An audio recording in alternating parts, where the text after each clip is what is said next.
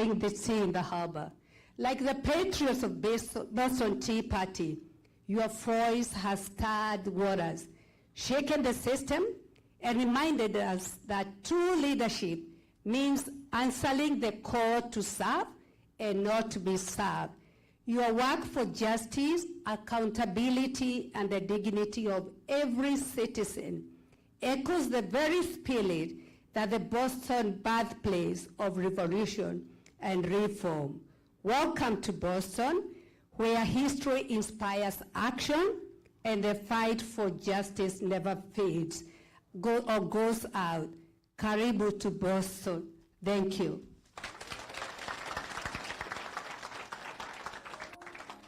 Asante sana, Wanja. This juncture, I'm going to call upon Bishop Oshira to come here and introduce the community leaders. Karibu, Bishop.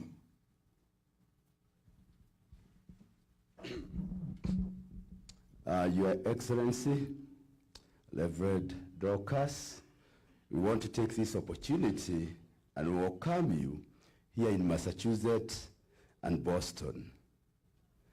When we heard you are coming, we organized ourselves as the House of Clergy, and we said we will come and meet with you, even though we have got a dinner on Tuesday that we have organized for you, for clergy. We want to tell you in Boston is a place, the only place in the United States where pastors, bishops, and all the clergy work together for the good of our people. We came to understand the scripture in the Bible back in the days of David, Psalms 133, which says, "Behold, how beautiful and how pleasant when brethren walk together in unity." This is the Boston unity. These men and women who are seated here, they don't belong to one denomination. These are Kenyans, and we have come together in the spirit of Kenya, because a Kenyan reader or Kenyan readers are here. 22 years ago, when we came to this country, there was no such organization. Men and women sat down because of the many challenges that we are going through. We said we will put aside the divisions of religion, and we are going to work as Kenyans, because before we chose religion, we were born in Kenya.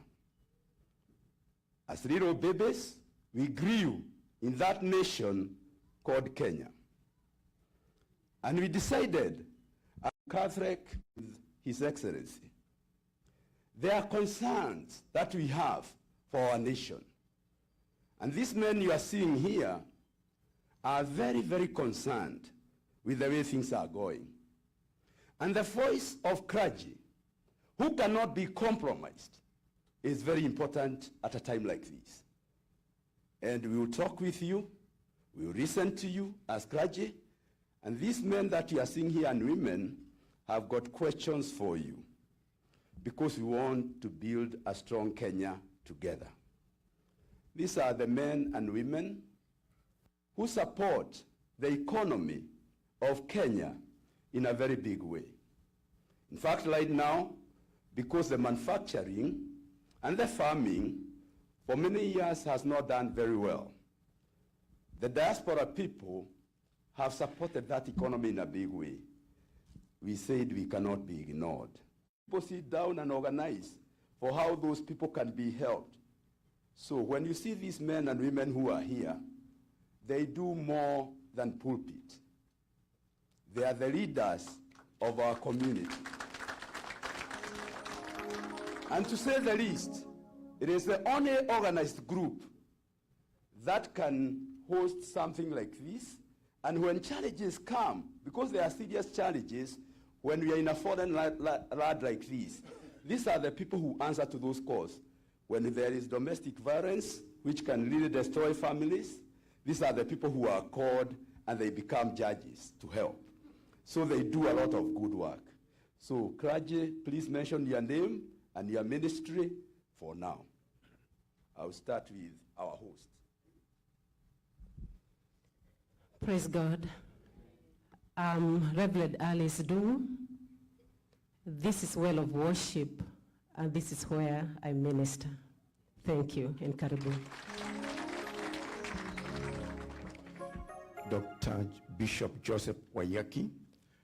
I'm one of the founders of Kenyan churches in Boston area, Massachusetts. I've been here for 29 years, and I serve at Community Christian Fellowship here in Lowell.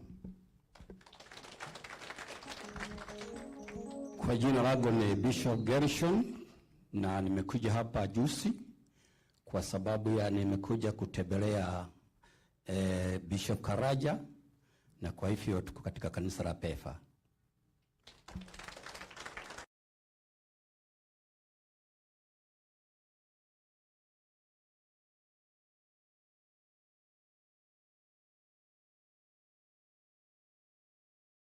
Lowell, and I serve with the Anglican Church, St. Mark's Anglican Community Church. Praise the Lord. I'm Bishop Charles Karanja, a Fantas, and I serve with PEFA Church here in America and GIC. Join our group. God bless you.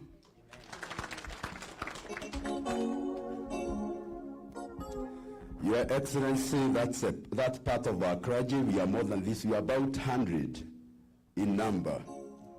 And we work together. But because in this nation some people have to work, and people work different professions, that's why this afternoon there are some that are working and we don't have them with us here. My name's Bishop Washira.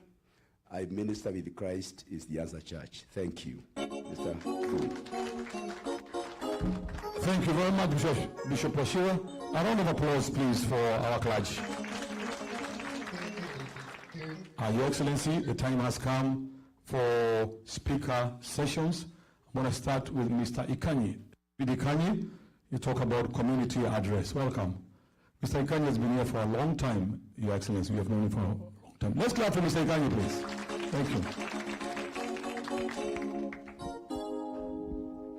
Habari zenu. Murega. Okay, I want us to relax and stop wearing the faces of so seriousness. Okay, relax, we are home, so that our guest will also relax and feel welcome at a place. We are not mourning. Are we mourning? No, we are not mourning. We are just putting our heads together and see what we can do to bring change that will benefit ourselves and people in Kenya, isn't it? So relax, okay? I may not be able to crack jokes to cheer you up, but relax, okay? Don't get so serious.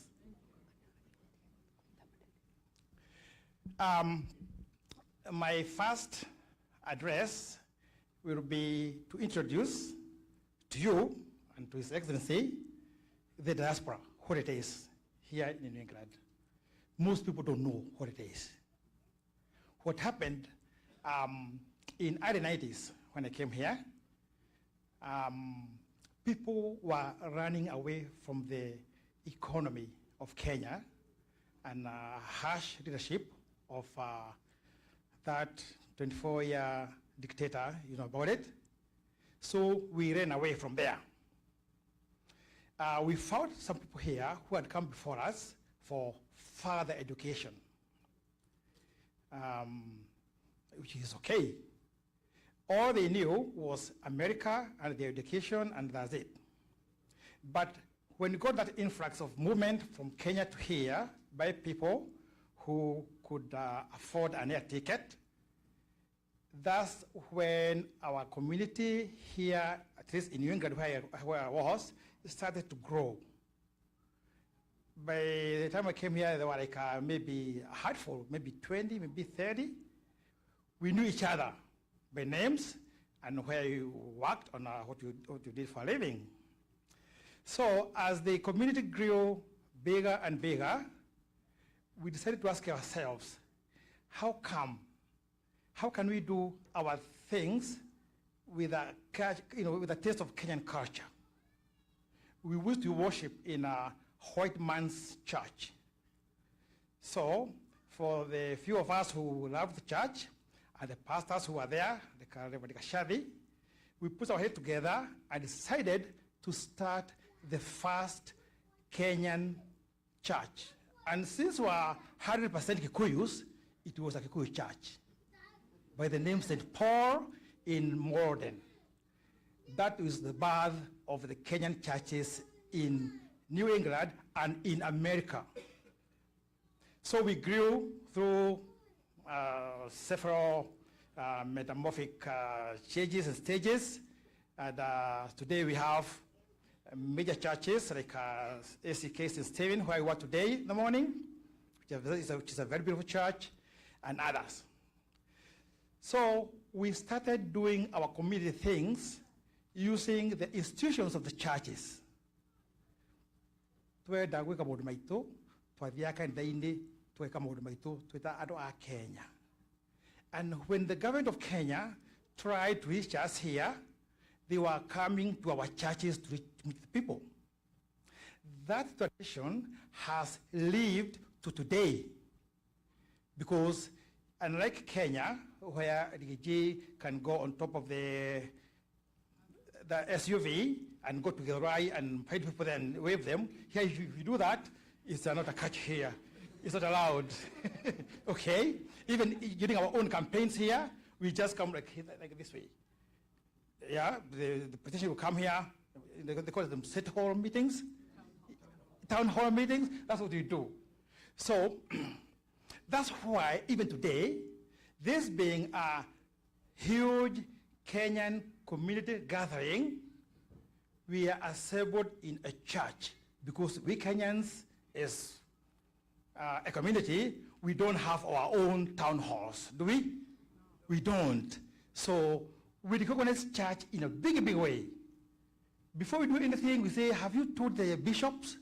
Have you called Bishop Bashir, the chairman of the president of the bishops? That's how we operate. And and we will continue that way, because that's the way it is. I don't expect us to do a harabe and make a community hall out there. No, it can't happen. So that's how it became a Kenyan community here. And all the other details of remittances, and shipping people home when they are sick, and taking our kids to school and counseling, all those, we know them all, okay? So this is the diaspora of that nation. I will introduce you a little bit to His Excellency, because I knew him way back. We went together to the Nyayo Youth military training in Gilgil before joining university, and all that time we have been together. So about him, because some of us came to know him when he became the deputy president, and actually others knew him when there was this chaos of impeachment. I want to give a little background of him. I won't talk much about Dorcas, although I knew her too. Yeah, but let me dwell on DKG. DKG leadership did not start with UDA. It started those days when we were in the university. There were these groups of university students. There were like a county university students. By then we were called district university students. We had ours from Kiambu, there was one from Nyeri, and the others from Nakuru, all over the place. The Nyeri University Students Association was dormant. They were doing nothing. So he rose up and said, guys, you are doing nothing. We have to move on. So he came there, took over. They were like, why is he taking leadership from Nyeri? What? Before we knew what we were saying, the nearest association was so established that they even found an appointment with the president of Kenya to go and present their case there.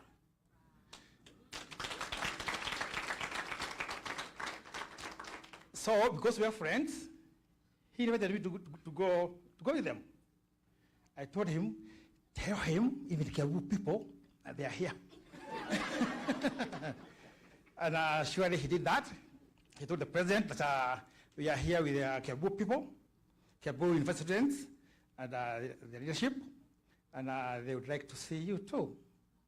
And we are given an appointment of July 1st, 1977. If you, yeah, 1997. 87, I'm getting old. I'm over 60, excuse me. So we are given that, I was given that appointment by Nyayo through Ligiji. So I took my students there, from Kenyatta, from all those people who are in the university then, they all know me. At one point, we had 5 MPs from Kiambu who were at me in the university, but when they got the position of MP, I was here. So I didn't get a chance to go to Kiambu, and it's okay, I understood. Okay? Then after the university, I talked with Rigiji and other people who are my friends. I told them, guys, don't go to Buruburu as young graduates. Let's go to Mushada and Banana. They have developed self-contained houses which are comfortable to you. They're not very comfortable, but they're good. From there, when you grow horns, you can fly over and go to Ruda, Karen, wherever you want to be. But before you spend so much money in Nairobi, come to Banana and Mushada. And I brought over 100 graduates from Nairobi University to come to Banana area. One of them was him, the Dorcas. So my mother's house was here, and his house is there, where I put him. This is even today. And I'm planning to buy it and make it a museum. To be remembered, because how did I know that he will ever rise to be even an MP then, or a deputy president?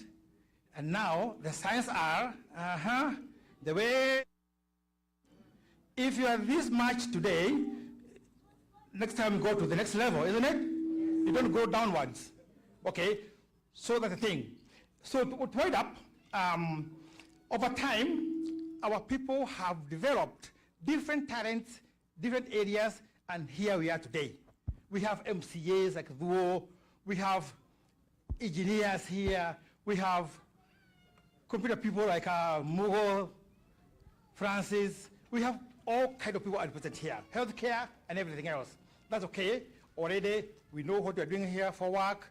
We are trying to go to the next level, and we don't need any advice on that anyway, but we are just reporting, okay? Let us continue doing what we are doing and helping our people back home, and the change will come. So the connection between us and the government of Kenya has been dwindling like this because of the poor representation in the government. I don't blame the government of Kenya for that, because we don't participate when they are making the government. We are waiting when they have done all the groundwork, when they have formed the government, then we come there and say, oh, we are diaspora, give us a ambassador, give us a PS, give us, and you didn't participate. Okay? So according to his message today, I want us to put our brains together, our heads together, and see how we can support this mission of changing Kenya so that we can be heard when we get the position of the managing the government. Does it make sense? For this thing to happen, a few people have put their heads together.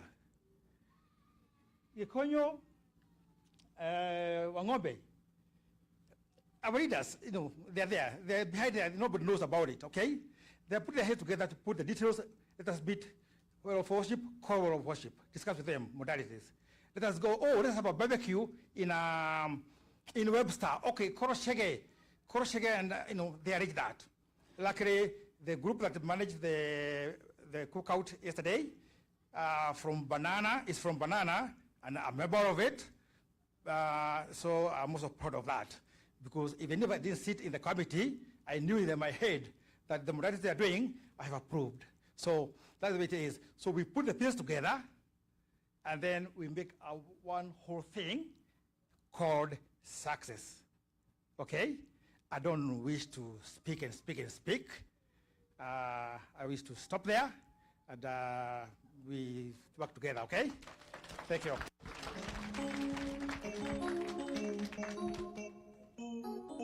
Thank you very much, Mr. Kanyi. Let's clap for him again. I know it was a long story.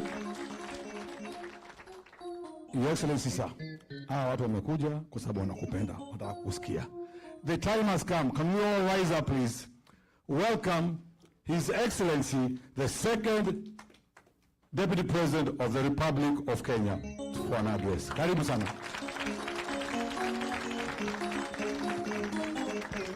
Thank you very much. Please be seated.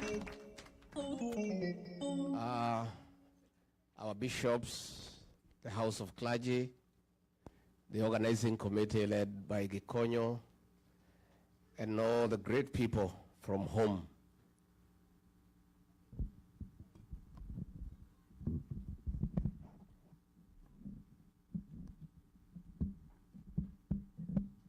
God is good.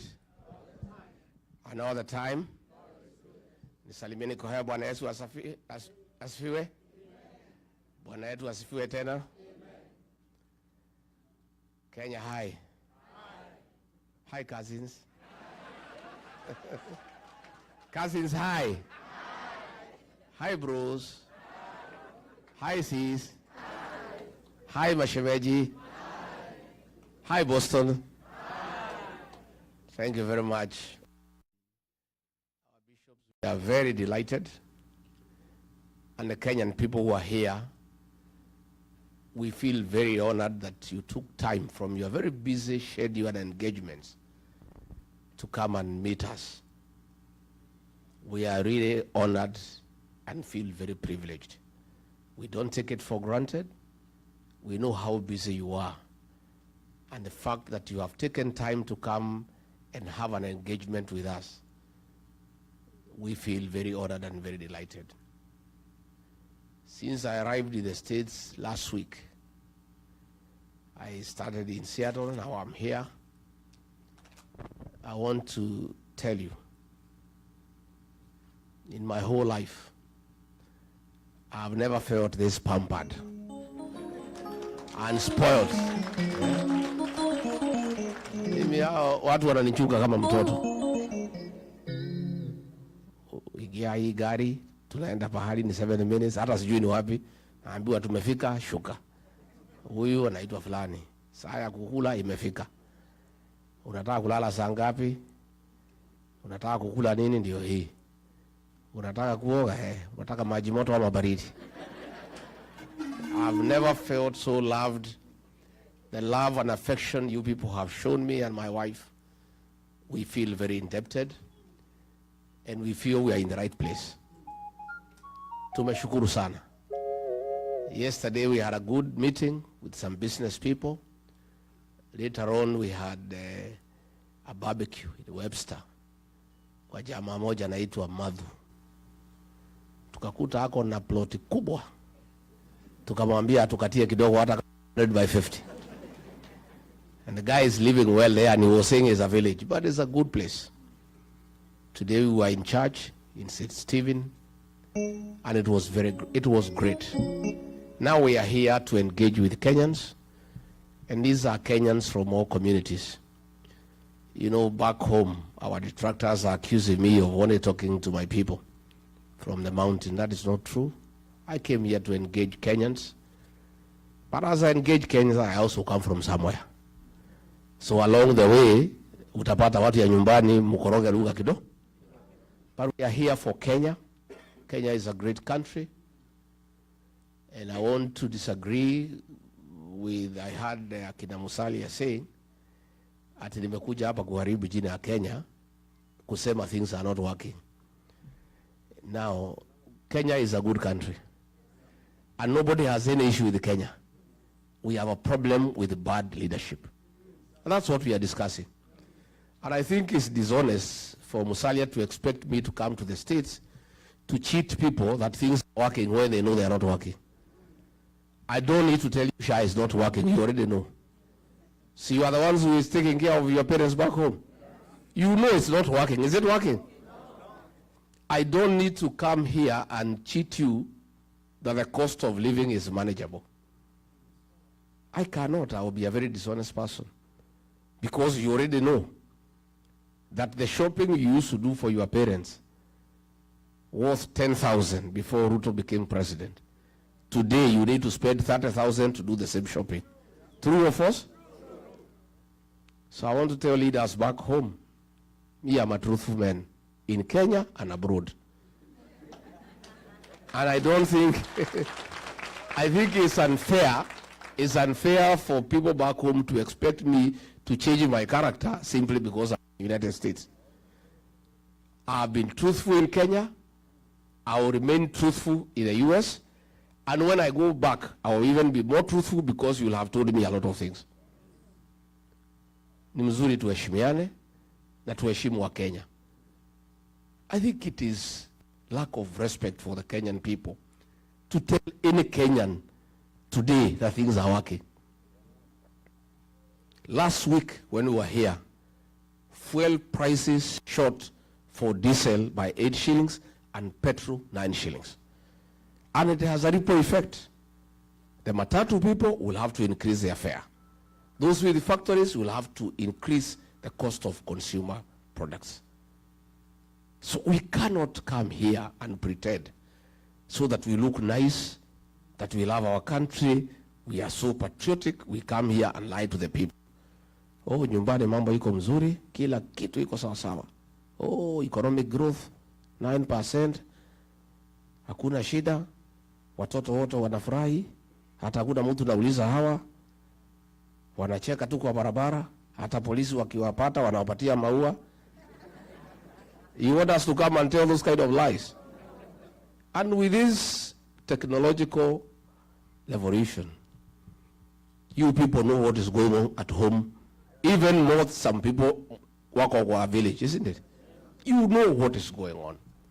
So I'm here to have an honest conversation with our Kenyan people, because Kenya is our country, it's our motherland, it's a country that we all love. And much as you are here to look for opportunities, you have a lot of interest back home. Your parents are there, your relatives are there. That's where you are born. And if things go the way you would want, that is where you would like to retire. Isn't it? So you are very serious stakeholders in the welfare of our country. In the 1970s, coffee was #1 foreign exchange earner for our country. In the 80s, coffee was overtaken by tea, and tea became #1 foreign exchange earner for our country. In the 90s, coffee and tea were overtaken by tourism, and the tourism became #1 foreign exchange earner for our country. As we speak today, all those have been overtaken. The highest #1 foreign exchange earner for the Republic of Kenya are remittances from the diaspora. You people here in Boston, United States, in the UK, in Germany, in the Arab world, you are driving the Kenyan economy. For us to pay our public debt, which is in trillions, we depend on the dollars you send home. For us to import things from China, from elsewhere, the foreign currency that we depend on comes from you. For us to pay the ambassador here in Washington, and the staff at the Kenyan embassy in Washington, D.C., those dollars come from you. You are a very serious partner of our economic development as a country.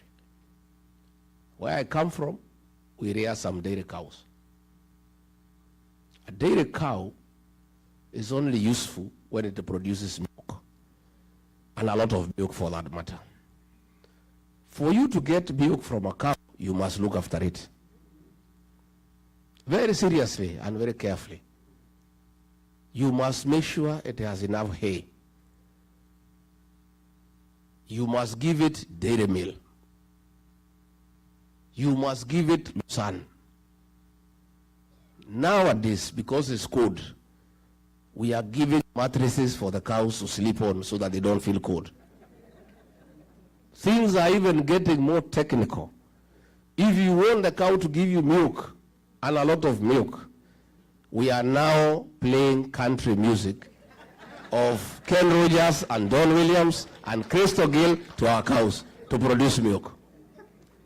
And if you don't take care of the cow, inakata na mazi?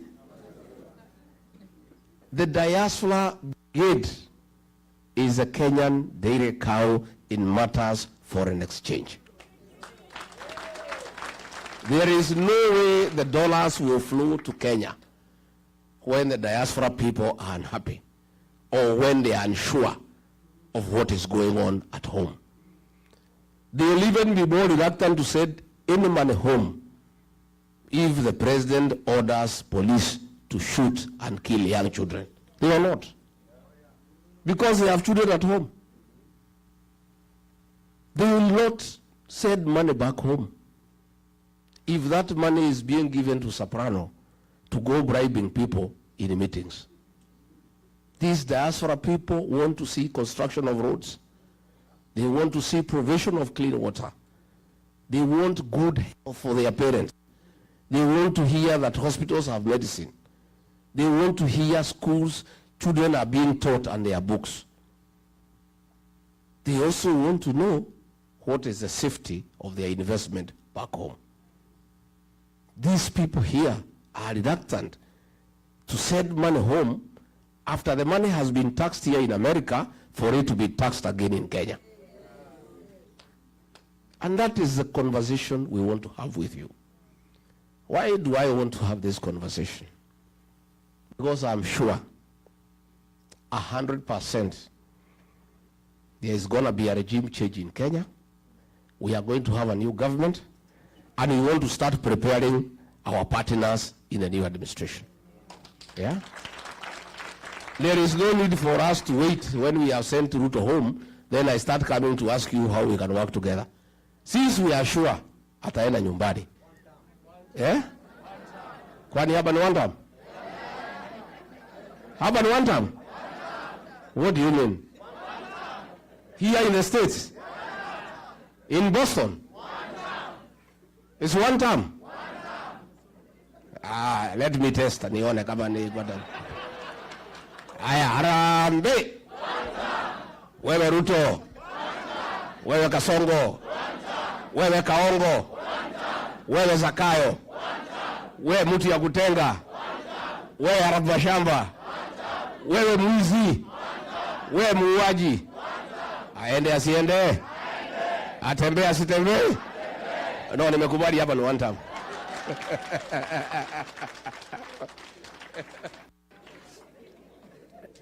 I want us to have a conversation. We want to create an enabling environment back home for you to feel confident to repatriate your profits and invest at home. We want you to come and build houses without paying bribes for your building plans to be approved. We want to have a discussion how you can invest your dollars back home at an interest rate higher than what you are getting here in America.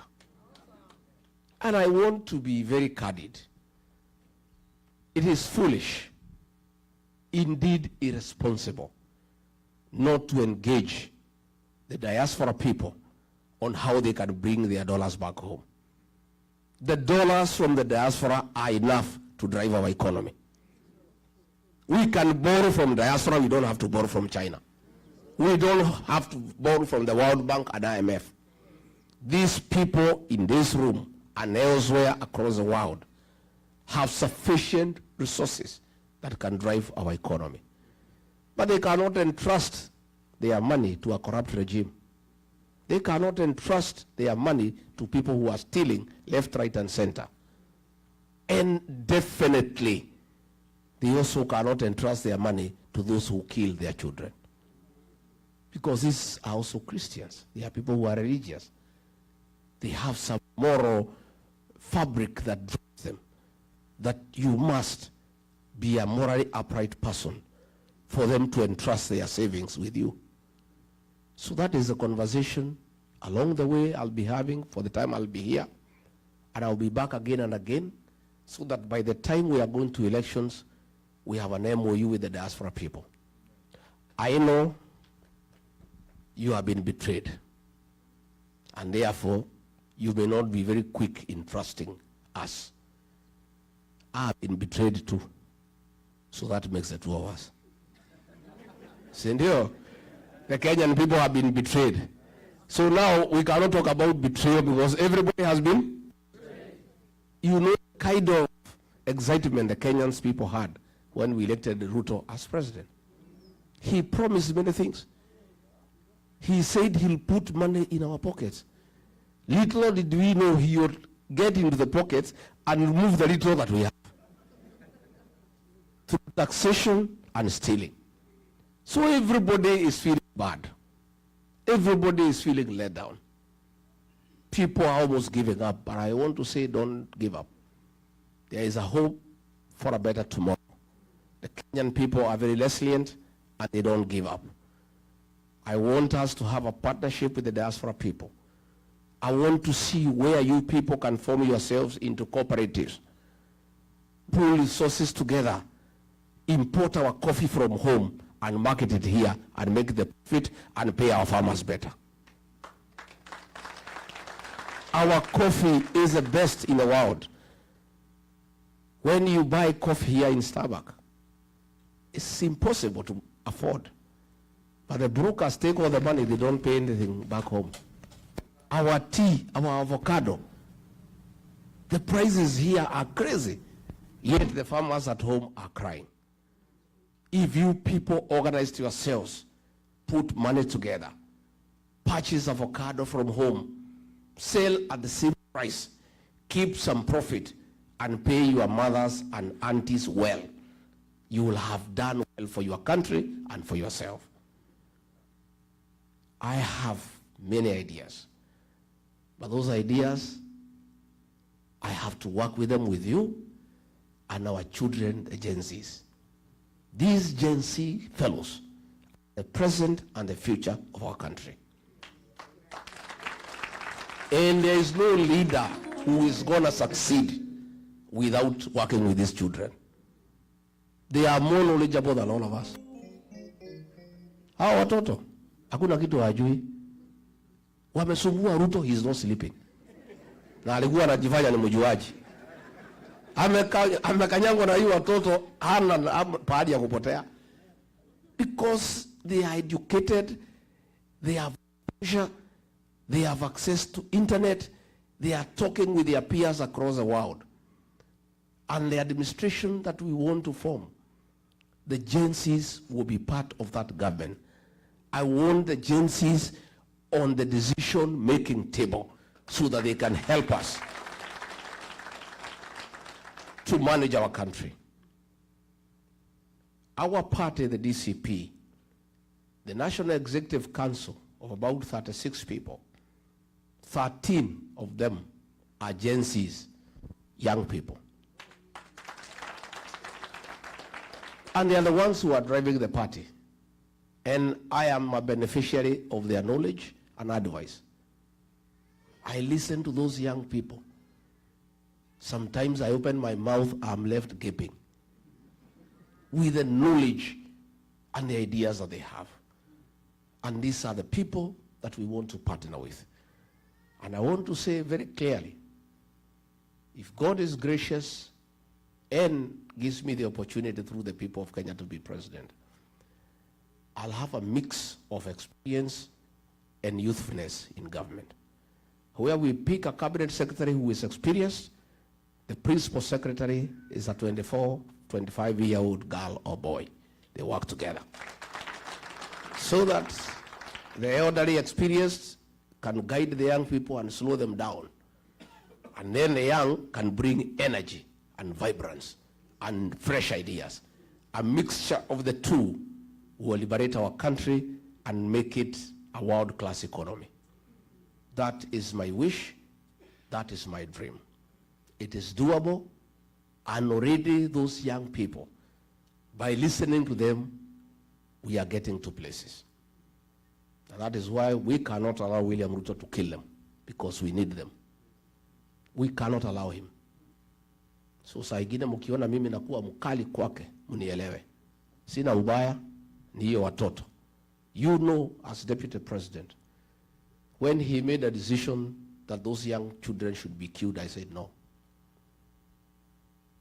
And when he ordered for them to be shot, I called a press conference in Mombasa when I was in office, and I told him off. Do you remember? Yes. And that's where my problems with him started.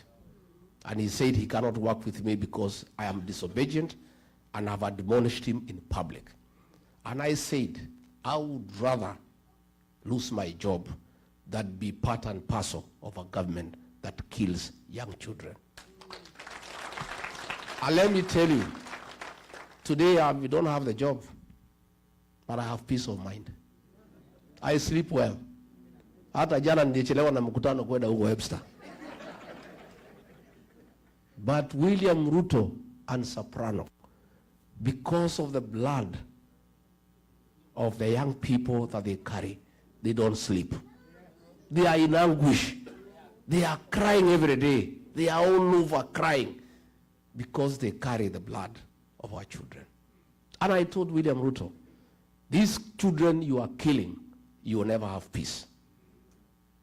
And your children will have no peace either. These are people's children. They are only crying, they're asking for justice. They're asking for transparency. They're asking for good governance. They're asking for accountability. What crime have these young boys and girls committed? As we speak back home, there is 2-3 barriers every day for the last 1 week. The June 25th protest at the Sabasaba, they have given a figure of 41. It's a lie. More than 100 children were killed. And about 400-500 are in hospital with gunshot wounds. And I saw it coming. That killing, I saw it coming. And that's why I disagreed with William Ruto. And I told him, you can push me out of government, it's okay. I cannot be part of a killer government because I'm a Christian. I'm also a human being. I'm also a parent. I have agencies in my house. What worrisome is that he is no longer pretending. It was being done through the police, through the National Intelligence Service, anajificha mbali. Him and his boys are no longer pretending. There are 3 instructions that have been given. The first one by Kipchumba Murkomen, his homeboy, kijana yake ya nyumbani. Shoot to kill. That is there. It has already been implemented. It is going on. The second one from Ruto himself, shoot in the leg. That is the second one. The third one from Nelson Koech, his tribesman. Don't shoot in the leg, shoot in the head. So those 3 instructions from William Ruto and his own boys are in force. That is the danger we are in as a country, where a president elected by the people can give instructions in public that children be killed, where his minister can give instructions and he's not apologetic about it. That is the situation we are in. And let nobody tell you that the people who have a problem with that kind of behavior are the Kikuyus. No, it's Kenyans, all of them, including his own tribesmen. Huko in Kericho, Bomet, the Kipsigis are crying. Huko in Baringo, the Tugans are crying. Everybody is up in arms. And it's a Kenyan problem all of us must fix. So before I can ask you to bring your investment home, please let us work together and first fix the governance. And there are no two ways about it. One term. One term. And I want to, when I'm here, to tell William Ruto and his boys, I've seen they are all over the country castigating me because of one term. One term has nothing to do with Rigiji. It's a decision and the mood of the Kenyan nation. All Rigiji did was to look for an appropriate slogan to describe the way the people of Kenya are feeling. Rigiji is just creative, isn't it? Yeah. Rigiji, being a student of literature, he studied the mood of the country, what people have decided, and summarized it in one word, one term. But it's not me. I am here. In the US, one term is still going on. So they are abusing me. He has unleashed Musalia abusing me. Wetangula, Ichung'wa, Cheriot, mwenyewe, kila mtu wananitukana. Even yesterday, they were abusing Mama Boys. They have sunk so low. Now they're even fighting women, fighting children. When you fight a government, fights children and women. See, you only bure serikali. And Ruto was saying that Kenya is not a failed state. But if you have a government fighting children and women, so that is a failed state. So I want them to know this one term has nothing to do with Rigiji. It's a decision made by the people of Kenya. And I'm happy. I have found that the Kenyans in the US are of the same opinion. Because you guys talk to people at home every day. And you guys are even feeling the effects of governance much more than people at home. Because you people support families. You have a lot of transactions at home. So even as you work here in the States, you are feeling the impact of bad governance when you are here. So, my brothers and sisters, my cousins, let's fix this together. Mimi nataka munisaidie. You may not know, but you have a lot of influence back home. Hiyo kitu mnatuma na M-Pesa, hiyo titi. Iko na ushawishi kubwa sana. The families you take care of, the people that you support, listen to you. Talk to them. Tell them it's one term. Hata wakichukua pesa ya huyo jamaa ni one term. Najua siku moja alikuwa anakuja huko mlimani na pesa mingi sana. He had 1 billion nikaibiwa siri na mtu wa Central Bank. Ilikuwa anatolewa na magunia. Kaambiwa pesa imetolewa ya kwenda mlimani 1 Kenya shillings. Sasa nikauliza hii pesa si nipange vile watu yangu watafaidika. So nikawachanua. Kaambia nyinyi watu ya mlima msioneshe hii jamaa hasira. Lakini kwenda mkutano yake lazima alipe. Attending a meeting, it is 2,000. And you must be given before you go for the meeting. If you are in the meeting, na anataka upige makofi, uongezwe 1,000. Na kama anataka ucheke umuoneshe meno, aongeze 1,000. So kila mtu 1,000 ngapi? Watu walikula pesa huko, lakini kaambia hii pesa, mjue iko na damu ya Gen Z. Please don't take it home. Usichanganye na ile yako, ama kupeleka mtoto shule, hata hakuka mtihani. Hii pesa mkule hapo kwa ploti hapo. Na kama uko na deni ya Shylock watu walikula nyama, wakafanya shopping nini, akanyolewa 1 billion. Akifika Nairobi, akasikia mambo ni one time. He has never come back there. Jana nimeona Masaini, Wamasai wamechanuka. Wamasai wamejaa hapo karibu na Kiserian, Soprano alikuwa ameenda hapo na pesa na gunia. wanapiga makofi, wanacheka, wanaimba, wakapewa kila mtu 2,200, wakanyamaza. Alipoingia ndege kuamuka kufika juu, one time. Another group of bodaboda walikuwa wameenda pahali zaitwa Bisil, wamelipwa kila mtu 3,000, wakapewa, wakalipwa. Alipoingia kwa ndege, wakija kwa bodaboda, wamebebana watatu, wanasimamisha gari, wamwambia wewe mwenye gari one time, wewe mwenye gari one time. That is what is going on in Kenya. So I want you to tell people back home, hiyo pesa ya Kasongo ikija mkule, lakini ni one. Mutawaambia? Number 2, na nyinyi mupige kura. Those who are able to come home, you vote there. Those who can vote here, you vote here. Again, your congressmen and your senators, you tell them about what is happening in Kenya. You want to say kwa Congress and Senate. And because they need your votes here, they can listen to you. You must tell them about the human right violation in Kenya and what is happening back home, so that the American government can understand whom they are dealing with. So mine is to tell you that you are serious partners of our new administration. And I want to assure you, we cannot get it wrong. Ruto is trying to divide the opposition. Ndio apitie katikati. Na yeye ni mkali na ni mjanja.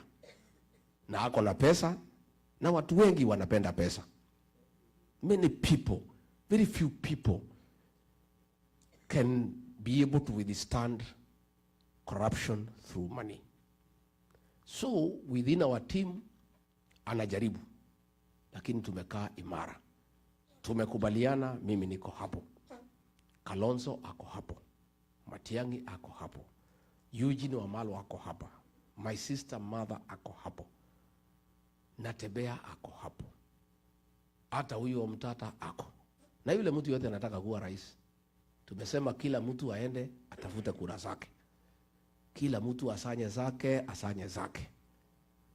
Pale mwisho next year, hapo after Christmas, tuketi tuweke kura kwa meza, tupige hesabu, tuulizane nani atapeperusha bendera as one candidate only against William Ruto. I am a front runner, and I think I have the best chances to be president. But I want to give you a commitment. If the formula does not favor me to send Ruto home, I'll sacrifice my ambition and support whoever the formula favors. Because if he is treating Kenyans this way, when he still needs their votes, you can imagine what will happen if he gets a second term. Kama anasema ati watu wapigwe risasi mguu na gari anatafuta kura, na kama hahitaji kura, si atakupiga yeye mwenyewe. I don't think he even said anybody to shoot people. He'll do it himself. So it must be one term, and we must sacrifice. So I want to give you that assurance. I have seen some reports by KTN, sponsored by the National Intelligence Service, so wamekubaliana na huyu, so that they started dividing us and causing conflict. We have not settled on anybody, and it's not yet. There is only one thing that has been agreed on, one term. Si ndio? Hiyo tumekubaliana. As to who will replace him, bado. But Wakenya wamesema hata wengi hawataki kujua. Some women at home waliambia sisi hatutaki kujua ni nani, bora huyu atoke. So what has been agreed on, and now the newspapers can write, KTN, you can do a video, nani ni one term, hiyo muendelee. That I want to confirm, that has been agreed on. As to who is a flag bearer, at the right time, we'll discuss. And government is huge. There is space for everybody. And we'll agree who takes what position, provided we come up with a formula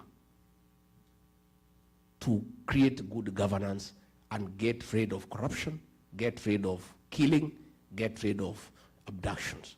That we must do. Tumekubaliana watu wetu? Finally, because nimeona akiwa pale kanisani ameongea, wacha nimjibu.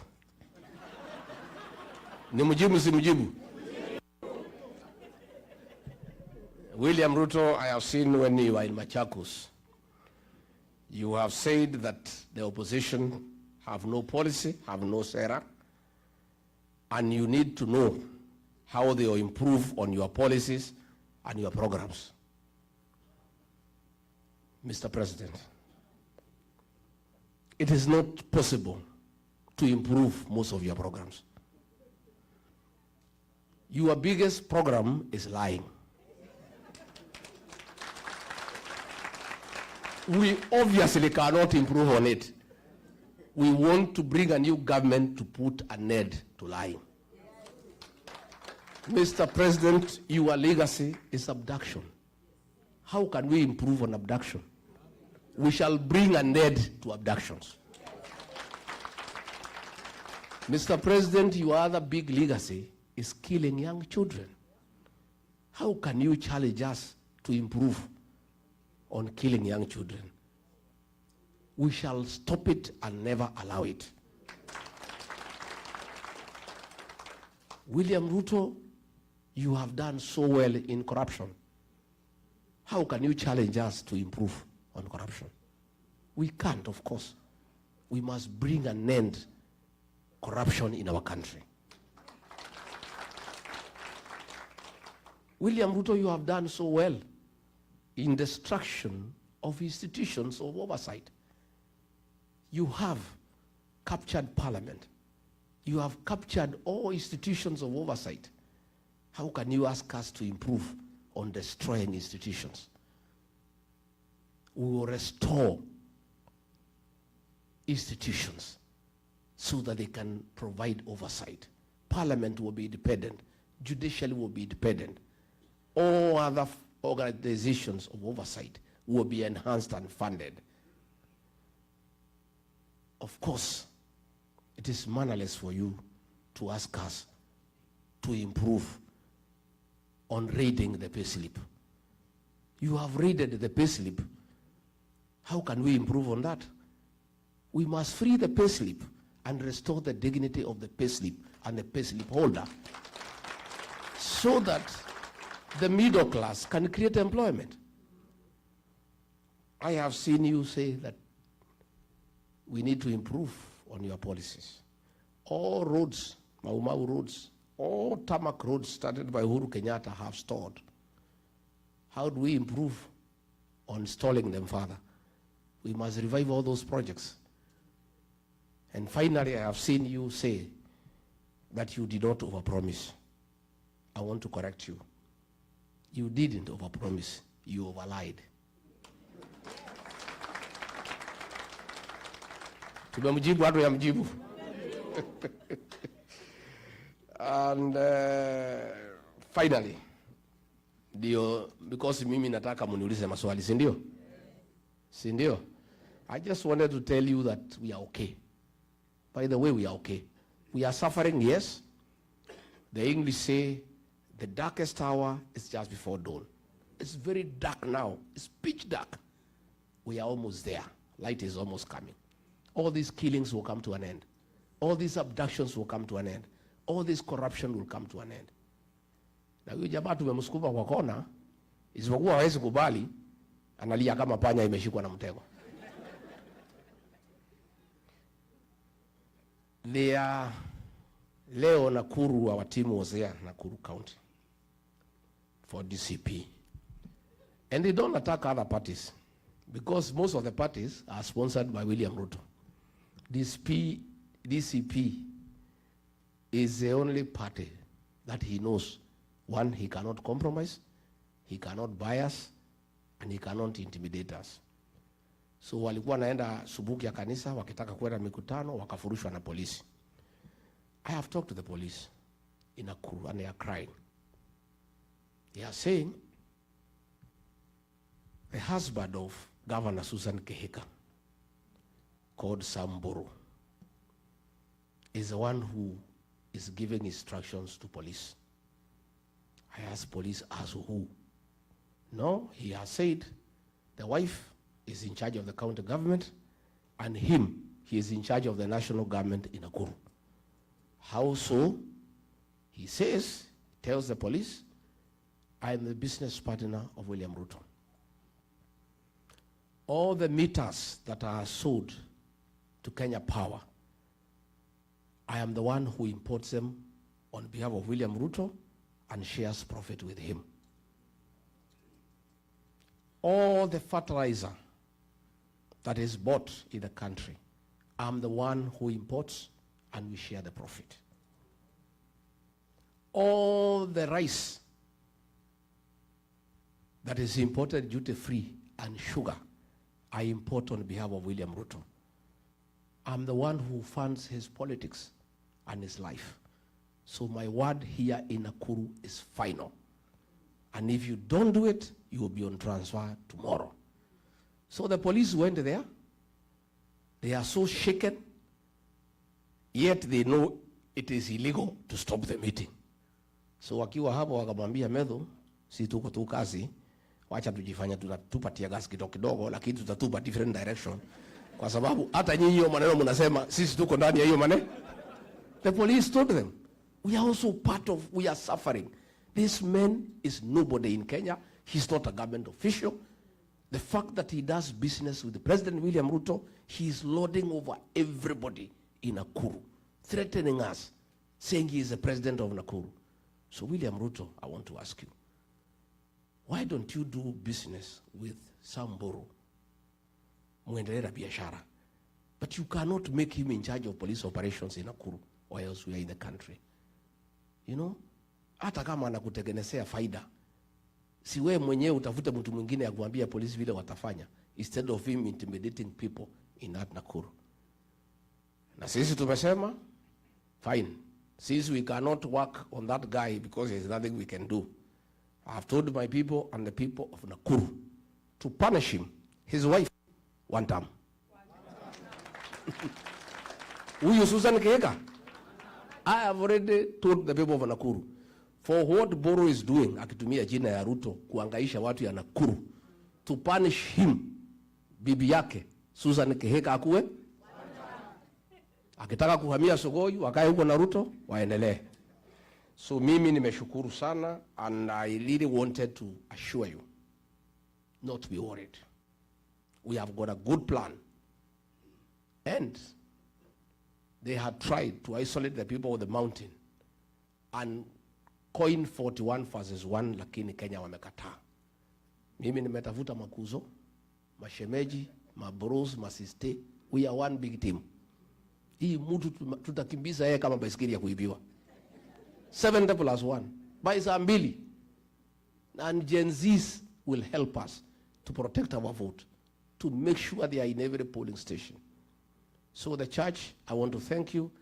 Ikanyi huyu alikuwa ametutafutia nyumba hapo Kivutu. Amesema vizuri sana that your activities are around the churches. I want to thank the Church of Christ for what you are doing for our community here abroad. And you people, Kenyan people, please stay together. Love one another. Support each other. Because you are in foreign land. Nyinyi lazima mchungane. Buffaloes don't move together in a herd because they love one another. It's the danger of walking alone. If you look at the wild mist migration at the Mara, his wild zikitembea. When the lions try to attack them, they are able to fight them off. But along the way, one of the beasts gets injured and is unable to walk faster. And the others walk and leave it behind. Within 5 minutes, imechukuliwa, imekuwa nyama. Never walk alone. Please stay together as the people of Kenya. Take care of each other. Tafuteni makazi na mashemeji. Si ndio? Na kazi ni anybody anataka William Ruto akuwe wandamu. That is the definition of cousin. Makuzo mko? Hi kuzo. Hi kuzo. Please, we are communities. And I've told you, even the Kalenjin, they are crying as much as everybody else is crying. Because the cost of fuel, there is no one that is cheaper for the Kalenjin. It's the same cost. Kila jamii inalalamika because of bad governance. So we need to work on our country together. But with the leadership of Gikonyo, mukubaliane yale maneno mnataka tufanye na nyinyi diaspora. Na mimi, I want to promise, hii Los Angeles consulate, hiyo, tukipata serikali, tutapatia mtu ya diaspora, achunge mambo yenu hapo. Hiyo Washington DC hapo embassy, mutajaa huko. Because you are the one who understands what needs to be done here in the States. You understand the challenges of Kenyans here. You know the business opportunities. You know how we can grow trade between us and the Americans. Because you have been around for a long time. And you understand these Americans. So you are the best people to advise our government on how we can sell our products here. How do we bring our tea here? How do we bring our coffee? Nilijaribu kumwambia William Ruto, wacha tuweke hii watu ya diaspora kwa embassy. Sasa hapana. Achana na hiyo watu. Hiyo watu wacha wahangaike huko. You know? Ameenda ametafuta mtu ya kwao, ameleta hapa Washington. Tangu akuje amekutana tu na jamii yake, he has not met Kenyans. He has not bothered to find out what is happening among the Kenyan people here. So I want to make a promise that we'll agree that our missions abroad, the diaspora brigade, you have learned people, experienced people to run those embassies and run them efficiently for the benefit of Kenyans, for the benefit of our country, and for improvement of trade and good relations with the people of America. Sindio? Sasa mutakuja kutembea Monyoro? Eh? Mutakuja lini? Eh? Mutakuja Disemba? Mutakuja? Kujeni wa Monyoro nichijie nyinyi. Eh? Najua sasa hapa jana nimeambiwa na huyu driver alinibeba ile buzi tulikula pale, ati akaniambia hapa buzi moja ni $400. Karibu nisimamisha gari nitoke niende niingilie hiyo biashara. $400. Wow. So mimi Mungu akinisaidia tupate hii serikali tuendeshe kidogo, halafu tustaafu. Munitafutie shamba hapa. Niweke mbuzi nikuwe nikiuza $400. Because I think, and you know, I've met many people here, and you people look happy. Yeah? You look happy. You know, why do we work hard? What is the ultimate goal of working hard? Is it not happiness? It's the ultimate. Everybody wants to be happy. And that is what we desire. But people are only happy when they are also comfortable. You are able to afford health care, you can drive a good car, you can take your child to a good school, you can afford a holiday once in a while. Najua nikiangalia hawa mama hapa, I remember at home, my dream, huko nyumbani. Today tulikuwa kanisa ACK, I was telling the Reverend, we want our women, wale wa Mothers Union, wale wa CWA, wale wa Women's Guild, ile kitambaa wafanya ile siku tu iko sherehe ya kanisa. These are the days. Kwa sababu wako na pesa, waende wawewe kwa ile kinyungu izungushwe, nywele ikae sawa sawa. Because you know, our women are our flowers. When our women dress well, they look nice, they look beautiful, we are also happy. Sindio? And that will only happen when we empower our women. Akuwe akitaka kununua nguo, sio lazima aende kuona bwana yake. Sindio? She can be able to do something for herself, to look good, to look nice, without talking to anybody. We want a situation where sisi wazee, zamani when my father was here, he had money for coffee. He would get 1,000 shillings and give his wife. Because he loves her. Without telling her what to do with the money. Today, ukipatiwa hata 500, inapangiwa mpaka change. Because 500 hiyo ndio iko kwa hiyo boma. Na ile shida mingi iko kwa boma, mingi huko nyumbani ni hiyo 500. Wakigombania juu. So the minute we fix our economy, we fix our businesses, our women have money, our men have money, our young people have money, everybody has some little money, even there will be a lot of love and affection within families. And you know also many challenges kwa manyumba pia ni mambo ya pesa. Najua mtaki kusema lakini ni ukweli. Hata mimi zamani tulikuwa tunahangaika na huyu doka, tulikuwa tunalimana juu ya pesa. Lakini sasa hatuwezi subuana. Sasa yeye hana mahitaji mingi, yeye ni reverend. 2,000-3,000 inatosha nywele. Sasa hatuwezi subuana sana. Lakini zamani tulikuwa tunangangana tukiwa young. We were quarreling over scarce resources. Unaona hiyo boma iko tension. Because ile pesa imekuja ni kidogo na kila mtu anaipangi. So we must work hard. And you people here in America, I want to congratulate you for working hard. And please continue. And I've been told you are respected here as people who work hard. Hata kupata kibarua ukiwa Mkenya inakuwa ni rahisi. Si ndio? Please continue with the spirit of hard work. Hard work pays. And that is why our country is respected. So if we can fix our governance back at home, tufukuze hii wauaji na hii wezi. We fix the economy, everybody is happy. When you retire mkija nyumbani, mnakuja tu mnakaa huko kusoma magazeti, kuenda massage, kuenda sauna, mnakula mali yenu pole pole. Hata mumeumia hapa kwa kazi mingi sana, si ndio?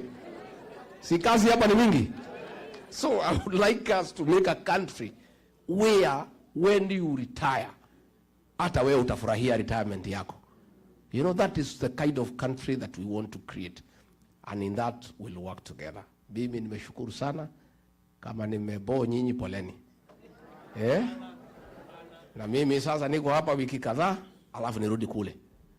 Watu tayari wananiuliza, sababu hii jamaa lazima. Hiyo mtu si rahisi. Lazima iko kibarua, si ndio? Iko kibarua. Anajua mimi ndio namuelewa kuliko anybody else. Mimi namuelewa sana. Lakini uongo. That man lies without blinking. Amekuangalia tu na mnaia na kudanganya. Tangu nizaliwe, I've never come across such a liar in my entire life. Na ilifika pahali mimi nikaona siwezani naye. Siwezi kwa sababu mimi ni Mkristo, ni mtu ya ukweli. Tulikuwa tunaenda kufungua barabara. Na anajua there is no budget, there is no money. Matinga inabebwa, matrakta nini, anaenda chukua bendera, anaanzisha. Tunaingia ndege, tunaenda, matinga inatufuata. Sasa nikaenda nikamwambia rais, hii uongo si itatumaliza. Sema bana, hii raia ni watu ya kupangwa namna hii. There is still time, wewe acha tupanga hii watu. Namwambia but we promise. Anasema hiyo ilikuwa ni campaign bana. Wewe unafikiria ile maneno yote tulisema tutafanya? Haiwezekani. Hiyo ilikuwa ni mambo ya kutafuta kura. Namwambia lakini rais, why do we go to start a project when we know for sure it will not go on? But now you know we must keep on going to the people. People live on hope, my brother. Wewe Rigiji, wacha mambo mingi. Wewe wacha maneno mingi wewe. Wacha nikuoneshe. Mimi nimekuwa kwa hii ukarabati miaka 35. Hii watu nitawapanga na watapangika. Hao watu walikuwa napanga, wamepinduka. He cannot tell them anything. Anything that comes from his mouth, even before he finishes, watu wanasema ni wo. And for killing our young children, he will never recover. Hata akilete manifesto gani, hata akija na binu gani, people of Kenya will never listen.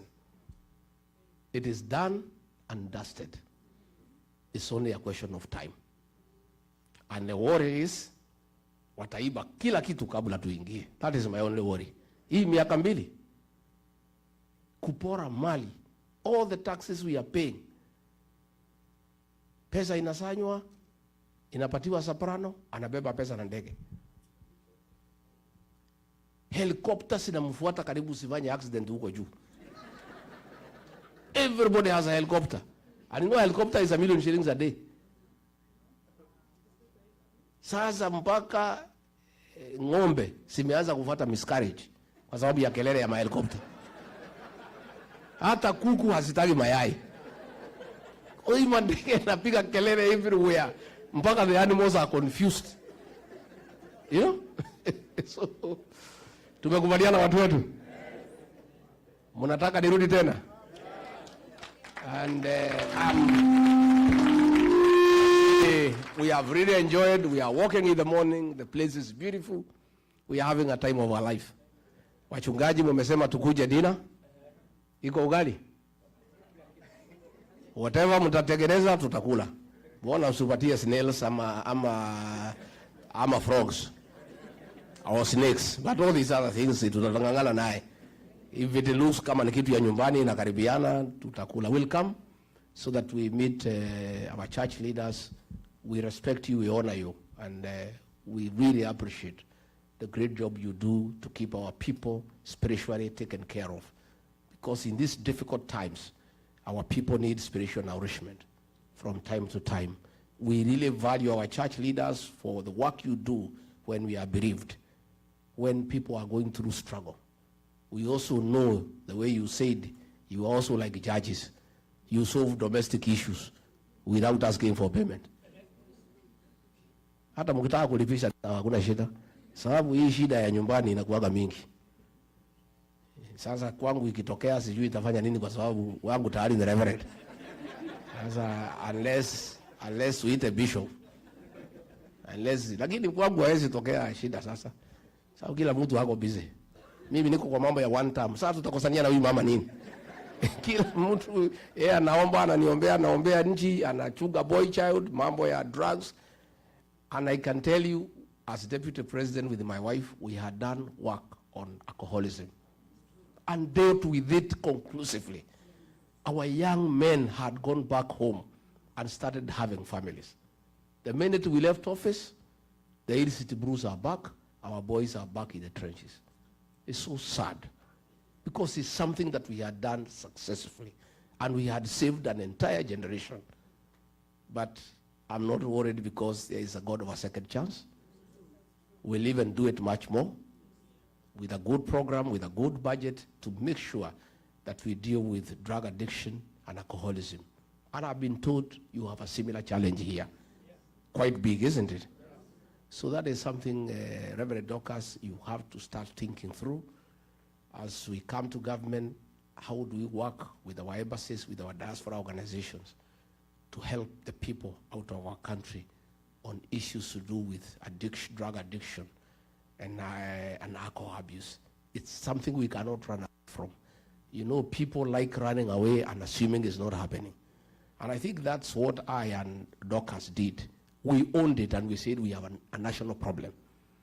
And many people, very senior people, started coming to us to say, yes, I was hiding because of the stigma. I didn't want to know my child is in drugs. I didn't want people to know that I have a problem with alcohol. But now that you are talking about it, let's discuss it.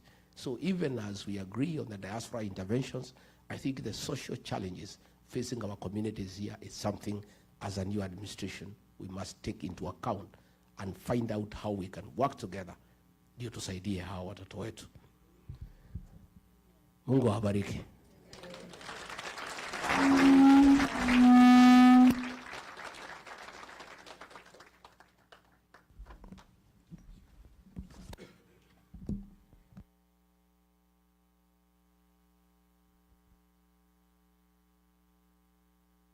Asante sana, Your Excellency, kwa hiyo umetuongelesha vizuri. Wakati huu tutaenda ile inaitwa Q&A session. Question and answer session. I'm going to ask Amos to help me out. Tafadhalini, one question per person. And by the way, not everybody can ask a question. Because even essence of time, we are cutting the program. So, how many questions per person? And how many people? How many? 3 people. 3 people. 3 questions at a time. 3 questions at a time. Amos will help us out. Thank you. God is good. God is good. Whew. We've been sitting there, we've been listening, it's been sinking in, right? Let's all stand up for a second. We want to make sure we have a wonderful Q&A. I know we want to hear more. We want to hear more, right? How many appreciate all that we heard today? Come on, let's put our hands together. Yeah. Come on, I see someone who is not clapping. What's going on, right? Well, let's appreciate His Excellency one more time. And yesterday as we ate that nyama, we understand there's one language that is so good and so clear and so right. And what's the language? What? That's a bishop, huh? Hey. All right,